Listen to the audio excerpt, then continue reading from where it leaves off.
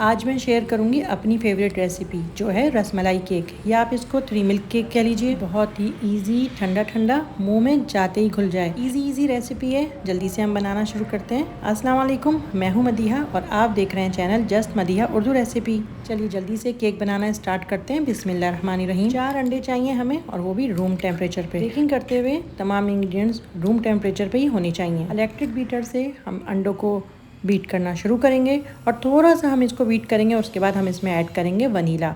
आप vanilla powder add कर लीजिए या एसेंस ऐड कर लीजिए, जो भी आपके पास है आप वही यूज़ करिए। इसके अलावा हमें चाहिए चीनी। घर की दानेदार चीनी आप यूज़ कर सकते हैं। इसमें 1 कप चीनी है ये, जिसको हम थोड़ा थोड़ा करके ऐड करेंगे, एक साथ ऐड नहीं करेंगे। बीट करते जाएंगे और चीनी को ऐड करते जाएंगे। अच्छा, आप टाइमर लगा लीजिए क्योंकि हमें 8 मिनट इसको बीट करना ही करना है। कम बीट करेंगे तो फिर वैसा टेक्सचर नहीं आएगा। अच्छे से 8 मिनट तक हमें अंडे चीनी को मिक्स करना है। मैं थोड़ा स्पीड तेज़ करके दिखा रही हूँ आपके, क्योंकि 8 मिनट तक मैं अगर वीडियो बनाती रही तो बहुत लंबी हो जाएगी। 8 मिनट तक मैंने इसको बीट कर लिया और ये बिल्कुल अच्छे से चीनी और अंडे मिक्स हो गए और चीनी बिल्कुल घुल गई है। अब मैं इसमें ऐड कर रही हूँ 4 टेबल स्पून तेल। आप भी नाप के ही यूज़ करिएगा। तेल ऐड करने के बाद हम दोबारा से इसको तकरीबन 2 मिनट ज़रूर बीट करेंगे। दोबारा से टाइम देख लीजिए और 2 मिनट तो ज़रूर बीट करना है इसको। अच्छे से बीट करिएगा इसको, क्योंकि अगर हमें अच्छा सा स्पंज बनाना है तो अंडे और चीनी और तेल सब कुछ अच्छे से बीट होना चाहिए। अब मैं ले रही हूँ 1 कप मैदा और उसमें मैं ऐड कर रही हूँ 1 टीस्पून बेकिंग पाउडर। मैदा और बेकिंग पाउडर छान के यूज़ करने, तो मैं छान रही हूँ, आप भी छान लीजिएगा इसको। जब तक मैं मैदा और बेकिंग पाउडर छान रही हूँ, आप ज़रा जल्दी से जाके चैनल को, अगर आप न्यू है तो सब्सक्राइब कर दीजिए और वीडियो को लाइक ज़रूर करिएगा। बेहतर यही है कि आप केक बनाना शुरू जब करें उससे पहले ही मैदे और बेकिंग पाउडर को छान के रख लीजिए। कहीं ऐसा ना हो कि आपको छानने में देर हो जाए। छने हुए मैदे को अब हम अंडे में मिक्स करते जाएंगे। जो अंडे हमने बीट करे थे थोड़ा थोड़ा करके ऐड करते जाएंगे और मिक्स करते जाएंगे। एक साथ सारा मैदा ऐड नहीं करेंगे, नहीं तो गुठलियाँ वगैरह हो जाती हैं, तो इसीलिए थोड़ा थोड़ा करके ऐड करें और अच्छे से इसको मिक्स कर लीजिए। अंडों को बीट करते ही मैंने ओवन रेडी कर लिया था और ओवन को मैंने 180 डिग्री पे चलाया था ताकि ओवन मेरा अच्छे से गर्म हो जाए। 5 से 10 मिनट पहले ही हम ओवन को चला लें तो ज़्यादा बेहतर होता है। अब मैंने एक बेकिंग ट्रे में बटर पेपर पहले से ही लगा के रखा हुआ है। आप भी इसी तरह से पहले से ही रेडी करके रखा करें, नहीं तो फिर मुश्किल होती है, देर हो जाती है और फिर हमारा बैटर भी अक्सर ख़राब हो जाता है। तो इसलिए पहले से बेकिंग ट्रे रेडी करके रखा करें। हम अपना केक का बैटर बेकिंग ट्रे में ऐड कर लेंगे। अच्छे से स्पैचुलर से हम तमाम बैटर अपना बेकिंग ट्रे में ऐड कर देंगे। हम इसको 25 से 30 मिनट तक तकरीबन बेक करेंगे 180 डिग्री पे। अगर आपकी डिश का साइज़ मुख्तलिफ है तो आपका बेकिंग टाइम थोड़ा मुख्तलिफ हो जाएगा। केक हमारा बेक हो चुका है और निकालने से पहले आप चाहें तो टूथपिक से टेस्ट कर लीजिए।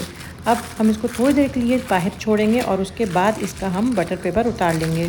बटर पेपर उतारने के बाद उसी डिश में हम केक को दोबारा से सेट कर देंगे। केक हमारा काफ़ी सॉफ्ट बना है तो थोड़ा एहतियात से करेंगे, ऐसा ना हो कि केक टूट जाए।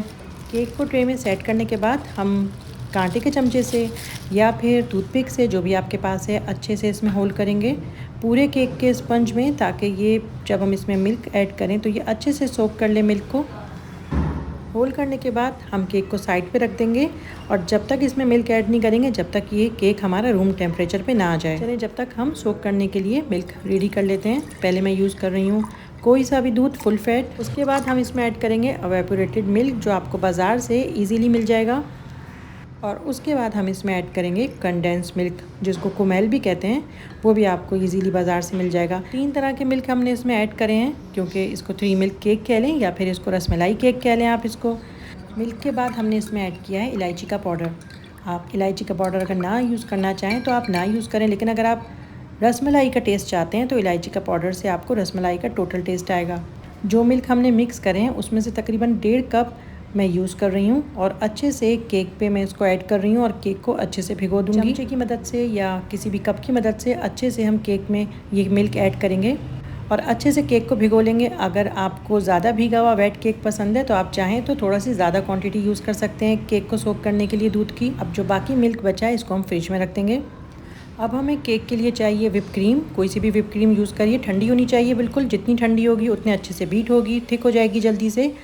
क्रीम को रेडी करके मैंने पाइपिंग बैग में ऐड करके फ्रिज में रख दिया है। आप चाहें तो पाइपिंग बैग का इस्तेमाल ना करें और डायरेक्ट केक पे क्रीम लगा सकते हैं। अब मैं पर सर्विंग के हिसाब से केक के पीस काट रही हूँ। आप चाहें तो बड़े छोटे जिस तरह से आपको पीस काटने हैं उस तरह से आप इसको कट कर लें, क्योंकि आपको फिर केक निकालने में आसानी होगी और आप जो क्रीम का डिज़ाइन बनाएंगे वो ख़राब भी नहीं होगा।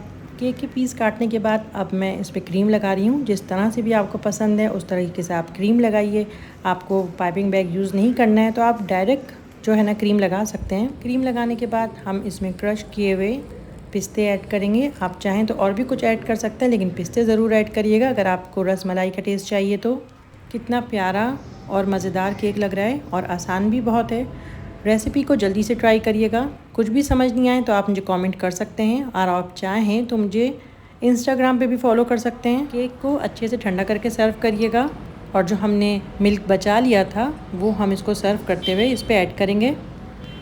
अब ये मज़ेदार सा केक जल्दी से ट्राई करिए, अपना फीडबैक दीजिए। मेरी बाकी रेसिपीज़ को भी देखिएगा, आपको ज़रूर पसंद आएंगी और बहुत इजी हैं। इस तरह की आसान रेसिपीज़ मैं आपके साथ शेयर करती रहूँगी। दुआ में ज़रूर याद रखिएगा। मैं इसी तरह की किसी नेक्स्ट रेसिपी में जल्दी आपसे मिलूँगी। जब तक के लिए अल्लाह हाफिज़।